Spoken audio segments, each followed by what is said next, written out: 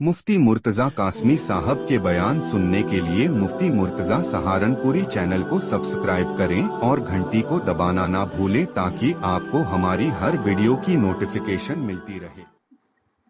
अल्हम्दुलिल्लाह, आप हजरात सूरह अहज़ाब सुन रहे हैं और सूरह अहज़ाब की आयत नंबर 50 आप हजरात के सामने तिलावत की गई है। इन आयतों से पहले अल्लाह के कुरान और अल्लाह की मुक़द्दस किताब का पैगाम ये था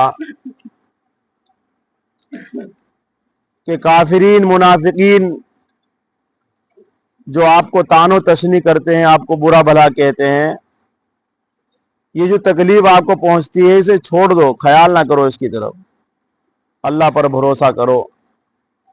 अल्लाह काफ़ी है, कारसाज, बेहतरीन कारसाज है, सारे काम बनाने वाला अल्लाह है।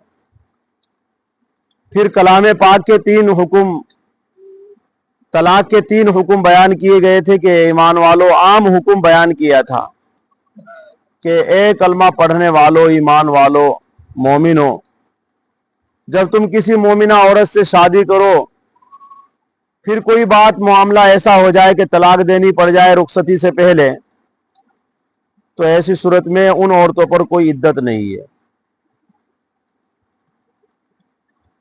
उनको कुछ ना कुछ फायदा दो, उनको आधा मेहर दो, अगर मेहर मुतय्यन है, नहीं मेहर मुतय्यन है तो उनको कुछ दो, हदिया दो उनको, और उनको भले तरीके से मीठे बोल बोल करके उनको रुखसत कर दो। आज के सबक में इरशाद फरमाया, नबी करीम सल्लल्लाहु अलैहि वसल्लम की जो जिंदगी थी उस जिंदगी को लेकर मखसूस अहकाम दिए जाने की हिकमत बयान फरमाई। अल्लाह रब्बुल इज़्ज़त ने जो आपको मखसूस अहकाम दिए थे, खास तौर से हुक्म दिए थे, उनकी हिकमतें बयान फरमाई। अल्लाह रब्बुल इज़्ज़त ने अपने नबी सल्लल्लाहु अलैहि वसल्लम के लिए दिए हैं, ये इस मसलियत के लिए दिए हैं कि आप पर किसी किस्म की तंगी ना हो। इसमें बात आई है इस आयत में आखिर में कि ये अहकाम जितने भी इसमें बयान किए जा रहे हैं ये इस वजह से कि आप पर किसी किस्म की तंगी ना हो, कोई परेशानी ना हो और कोई हर्ज वाक़े ना हो, बल्कि सहूलत और वसाअत के हो जाए। अल्लाह गफूरुर रहीम है। यहां पहला हुक्म अल्लाह रब्बुल इज़्ज़त ने यह बयान फरमाया कि नबी सल्लल्लाहु अलैहि वसल्लम,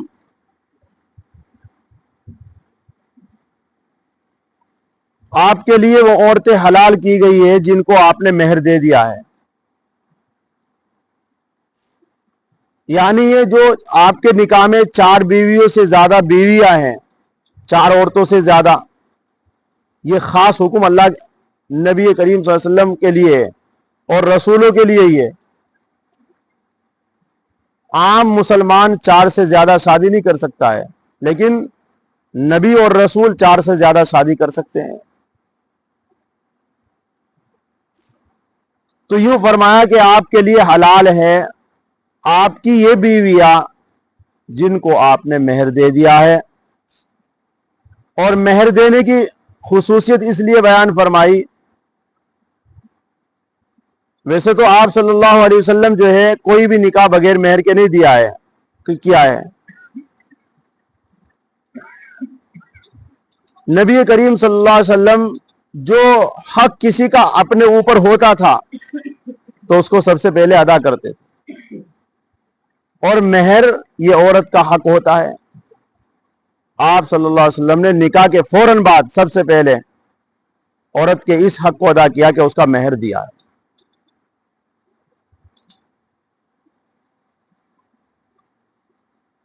वो हमारी तरह नहीं है कि हमने अब तक बूढ़े हो गए लेकिन अब तक मेहर नहीं दिया, वो हमारी तरह नहीं थे। जो हक किसी का था उसको फौरन अदा करने की पूरी कोशिश की और उम्मत को सबक दिया कि जिसका कोई हक हो उसको उस हक को फौरन अदा करो। उसी को फरमाया है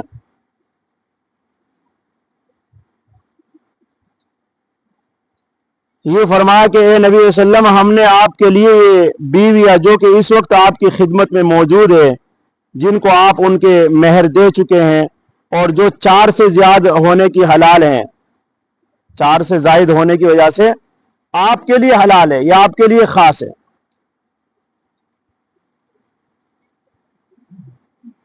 حضرت زینب رضی اللہ تعالی عنہا سے نکاح کے وقت آپ صلی اللہ علیہ وسلم کی 4 ازواج مطہرات رضی اللہ عنہن موجود تھی. حضرت زینب کا جب نکاح ہوا تو اس وقت آپ صلی اللہ علیہ وسلم کے نکاح میں 4 بیویاں تھی، یہ 5ویں آئی تھی.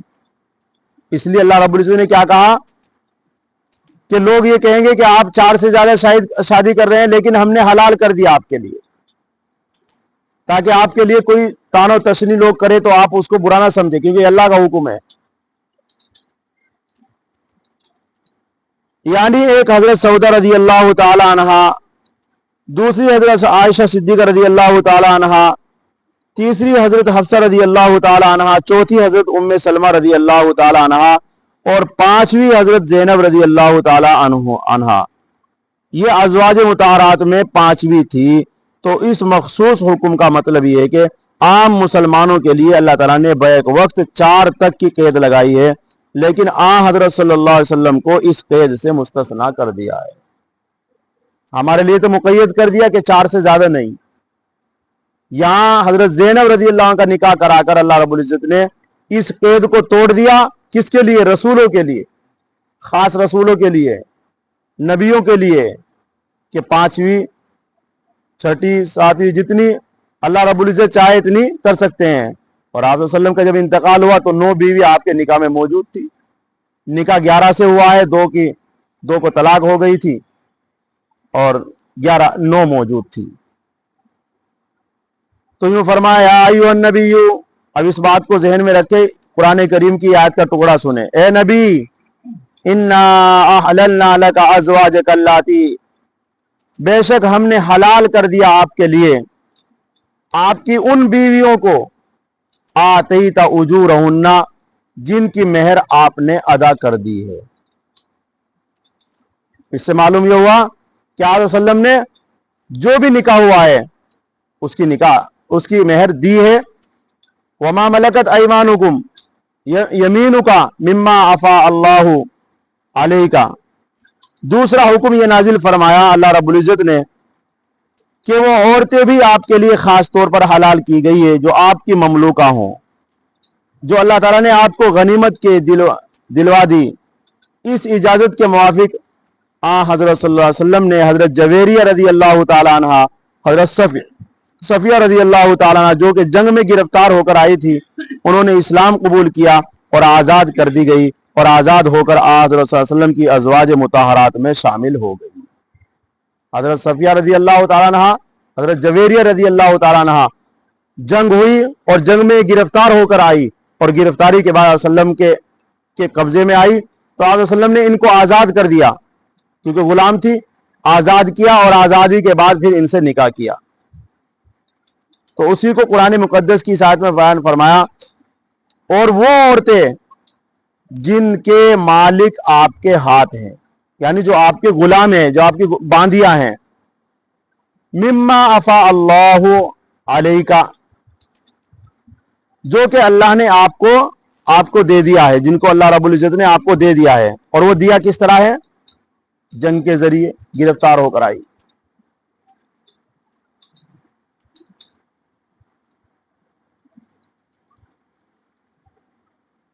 تیسرا حکم یہ نازل فرمایا کہ چچا، پھوپھی، ماموں اور خالہ کی بیٹیاں، یعنی قریش میں کی جو ماں باپ یا ماں کی طرف سے قرابت دار ہوں مگر جنہوں نے ہجرت کی ہو، ان سے بھی نکاح کی اجازت دی گئی. چنانچہ اس آیت کے موافق حضرت ام حبیبہ رضی اللہ تعالی عنہا ازواج مطہرات میں داخل ہو گئی. تیسرا حکم کیا ہے؟ وہ بناتی امی کا، وہ بناتی امادیا، امی کا معنی اور آپ کے چچا کی بیٹیاں، وہ بناتی اماتی کا اور آپ کی پھوپھیوں کی بیٹیاں، وہ بناتی خالی کا اور آپ کی ماموں کی بیٹیاں، وہ بناتی خالاتی کا، خالاتی کا لاتی ہاجرن معک، اور آپ کے خالاؤں کی بیٹیاں جنہوں نے آپ کے ساتھ ہجرت کی ہے. یعنی جن عورتوں نے ہجرت نہیں کی آپ صلی اللہ علیہ وسلم کے ساتھ، مکے سے مدینہ نہیں آئی ہے، وہ اب چاہے ساتھ میں آئی ہو یا بعد میں، جو بعد میں بھی نہیں آئی، فتح مکے کے بعد آئی ہے، آپ صلی اللہ علیہ وسلم کے لیے وہ عورتیں حلال نہیں۔ یہاں صرف ان کا ذکر ہے جو آپ کے ساتھ ہجرت کی ہو، یا آپ ہجرت کر کے آ گئے اور اس دوران جو فتح مکہ اور ہجرت کے درمیان جو عورت مسلمان ہو کر آپ کے خاندان کی مدینہ آئی ہے، وہ بھی آپ کے نکاح کے لیے حلال تھی، آپ چاہے تو ان سے نکاح کر سکتے۔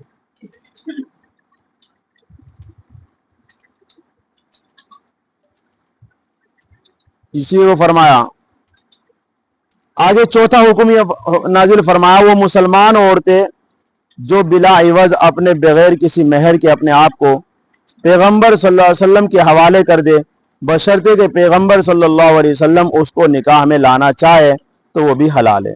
اس اجازت کی بنا پر حضرت میمونہ رضی اللہ تعالیٰ عنہا ازواج مطہرات میں شامل ہو گئی، لیکن پیارے نبی صلی اللہ علیہ وسلم نے یہ پسند نہ فرمایا کہ مہر کے بغیر ان کے ہبے سے فائدہ اٹھائے، اس لیے آپ نے ان کی کسی خواہش اور مطالبے کے بغیر ان کو مہر دے دیا۔ وہ عورتیں جو اپنے آپ کو بغیر مہر کے آپ وسلم کو دینا چاہتی تھی کہ یا رسول اللہ ہمیں مہر نہیں چاہیے، آپ نکاح کر لیجئے، اور انہی عورتوں میں حضرت میمونہ رضی اللہ تعالی عنہا ہے، انہوں نے کہا یا رسول اللہ آپ میرے سے نکاح کر لیجئے، میں مہر وغیرہ مجھے کچھ نہیں چاہیے۔ پھر آپ صلی اللہ علیہ وسلم نے ان سے نکاح کیا، لیکن ان کا مہر ان کو دیا ہے، اگرچہ وہ نہیں مانگ رہی تھی، وہ مطالبہ نہیں تھا ان کی طرف سے، آپ صلی اللہ علیہ وسلم نے لیکن پھر بھی ان کو مہر دیا ہے، کہ کہا کہ نہیں، بغیر مہر کے میں نہیں نکاح کروں گا، میں مہر تمہیں دوں گا۔ تو عورت، اس سے معلوم یہ ہوتا ہے عورت چاہے کتنا بھی نہ کرے لیکن اس کو مہر دینا چاہیے، اس کو مہر آپ صلی اللہ علیہ وسلم کے اس واقعے سے اور اس چوتھے حکم سے معلوم یہ ہوتا ہے کہ آپ صلی اللہ علیہ وسلم نے ایسا نہیں کیا ہے، جو عورت کا حق ہے چاہے وہ نہ بھی کر رہی ہے پھر بھی اس کو دیا ہے۔ کتنی گہری بات ہے، یہ سمجھنے کی بات ہے۔ تو عورت کا جو مہر ہے اس کو دینا چاہیے، یہ ہمارے نبی صلی اللہ علیہ وسلم کی تعلیمات ہے، اور یہ شریعت مطہرہ کی طرف سے عورت کا ایک حق ہوتا ہے۔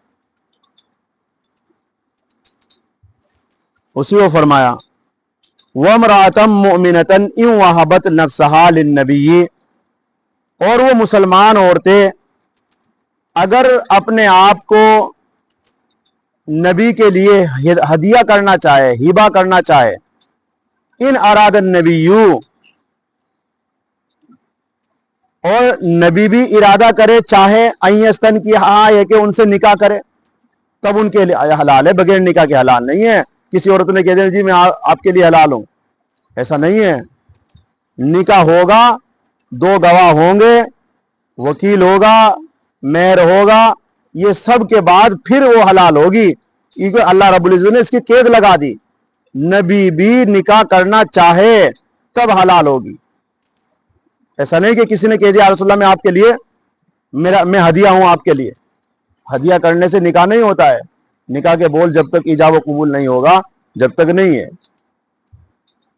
خالصۃ لک من دون المؤمنین، اللہ رب العزت نے یہ خاص کیا تھا آپ صلی اللہ علیہ وسلم کے لیے تمام مومنین کے علاوہ۔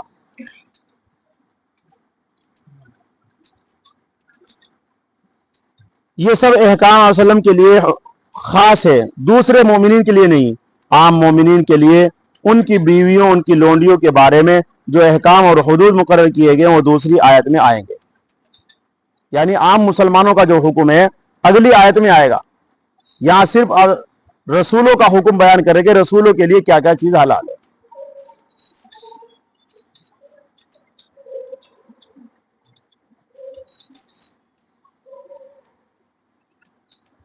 تو یوں فرمایا خالصۃ لک من دون المؤمنین، یہ خاص آپ کے لیے تمام مسلمانوں کے علاوہ آپ کے لیے حلال ہے۔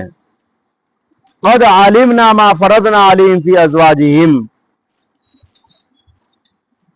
اگلی آیت کے ٹکڑے میں، اگلی آیت کے اگلے ٹکڑے میں یہ بیان فرمایا کہ ہمیں معلوم ہے جو ہم نے مقرر کیا ہے ان پر ان کی بیویوں کے بارے میں۔ यानी मुसलमानों पर जो हमने उनके लिए मुकर्रर किया है वो हमें मालूम है कि क्या उनको देना चाहिए, क्या नहीं देना चाहिए। वमा मलकत ऐमानुहुन्ना, या क्या उनको दिया है। इंशाअल्लाह यहाँ से अगला हुक्म है और दूसरा हुक्म है। इंशाअल्लाह अगली तफसीर में आपके सामने बात आएगी कि मुसलमानों के लिए क्या क्या चीज़ हलाल है और औरतों के क्या क्या हुकूक है। अल्लाह रब्बुल इज़्ज़त हम सबको इन बातों के समझने की तौफीक नसीब फरमाए और अल्लाह रब्बुल इज़्ज़त तमाम आम मुसलमानों को जो जिसका हक है उसको अदा करने की तौफीक नसीब फरमाए। सुबहान अल्लाह व बिहम्दिही, सुबहानक अल्लाहुम्मा व बिहम्दिका, नशहदु अल्ला इलाहा इल्ला अंता, नस्तगफिरुका व नतूबु इलैक। सुबहान रब्बिका रब्बिल इज़्ज़ति अम्मा यसिफून व सलामुन अलल मुरसलीन वल्हम्दुलिल्लाहि रब्बिल आलमीन। जज़ल्लाहु अन्ना मुहम्मदम मा हुवा अलैहि सल्लल्लाहु अलैहि वसल्लम।